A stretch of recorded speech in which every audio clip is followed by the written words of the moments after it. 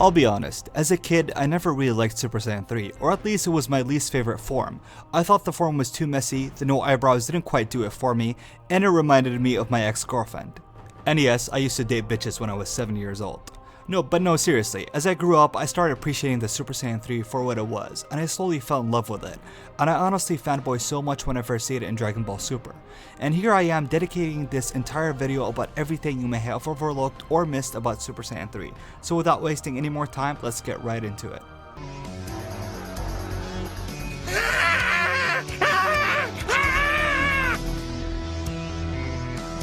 Did you know that Akira Toriyama's original conceptual design for Super Saiyan 3 was going to have a tail? However, the idea was scraped away, but it's interesting to note that during the animation sequence of going Super Saiyan 3 in the anime, Goku is shown to revert into an ape, then back to a Saiyan with a tail. Whether this is a throwback to Toriyama's initial design isn't very clear. However, it's interesting to note that Dragon Ball GT carries Toriyama's previous vision regarding what was going to be Goku's final form and gave Super Saiyan 4 a tail, as in having the tail represents the true essence of primal Saiyan power. Additionally, in the production of the movie Battle of Gods, Toriyama was going to make the Super Saiyan God transformation have the SSJ3 hair with a cape, but thankfully enough, he decided to go with a more simple design.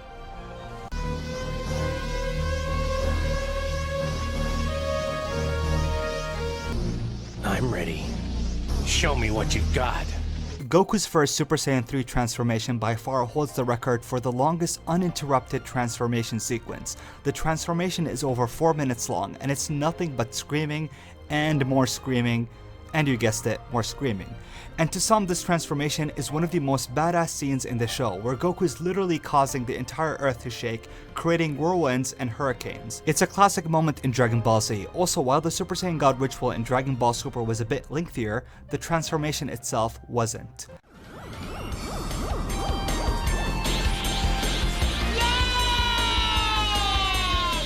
The author of Dragon Ball, Akira Toriyama, is very notorious for his forgetful nature. He's in fact quite known to forget things, and one of the things he forgot was Super Saiyan 2, where during an interview he admits to have once thought Super Saiyan 3 was actually Super Saiyan 2.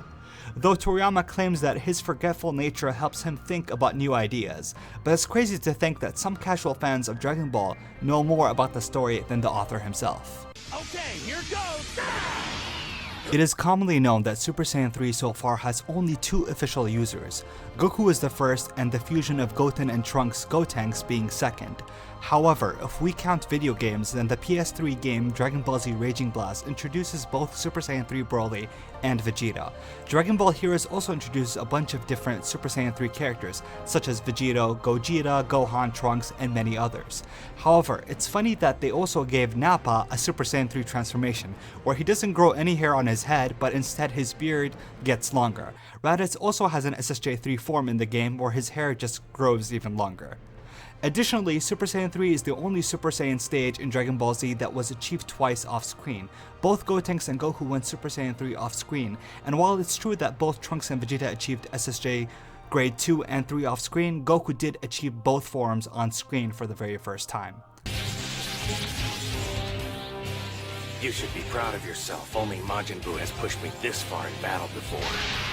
In the Super Exciting Guide, which is a guidebook that was approved and supervised by Akira Toriyama, it was explicitly stated that Super Saiyan 2 is twice the strength of Super Saiyan 1, and Super Saiyan 3 is 4 times stronger than Super Saiyan 2, making Super Saiyan 3 a 400 times multiplier of your base form.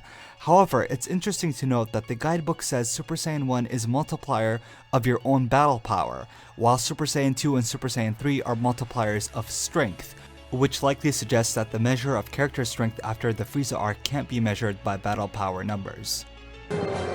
Fight me if you're ready to die. Besides the movie, Super Saiyan 3 has never successfully killed or officially beat an opponent in Dragon Ball Z canon show. However, despite that, the form also never truly lost either, as Goku could have destroyed Fat Buu but decided to have Goten and Trunks do it, because why not? And Gotenks presumably could have beaten Super Buu had their fusion not run out. Goku also could have beaten Kid Buu with Super Saiyan 3 but prolonged the fight so Vegeta could get a chance.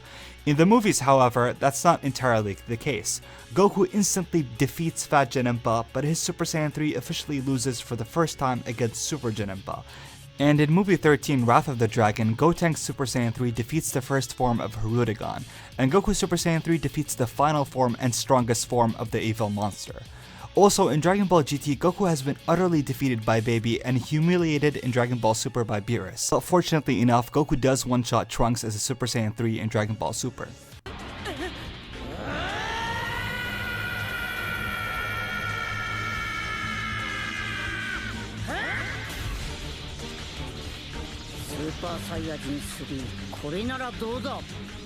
It is commonly known that despite the immense strength that Super Saiyan 3 grants, it still has many drawbacks due to this form focusing on the utilization of ki, which in return causes some stamina issues for the user.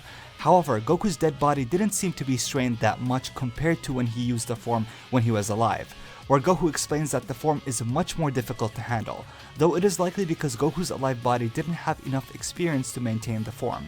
But on the other hand, Gotenks seem to handle the form with almost no issue at all. The only setback, however, is their fusion running out of time, which ultimately suggests that Goku's body wasn't resilient enough to maintain Super Saiyan 3. This becomes more evident when the stamina issues becomes minuscule and even non-existent in Dragon Ball Super.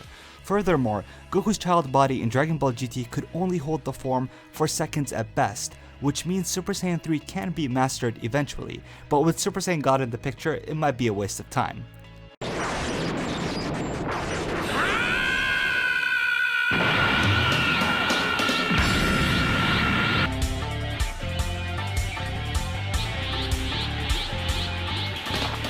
A very interesting observation that many people overlook is that Goku has black pupils with green irises in Super Saiyan 3, while Gotenks only has the standard blue-greenish pupils.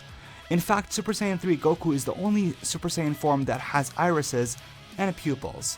In the manga, however, Toriyama makes heavy use of light screen tone in areas that would otherwise be completely dark or shadowed. It's almost as if Goku is glowing all over. No comment has been done by Toriyama to suggest the difference. It could be that because Goku is a full-blooded Saiyan, but that's just my guess.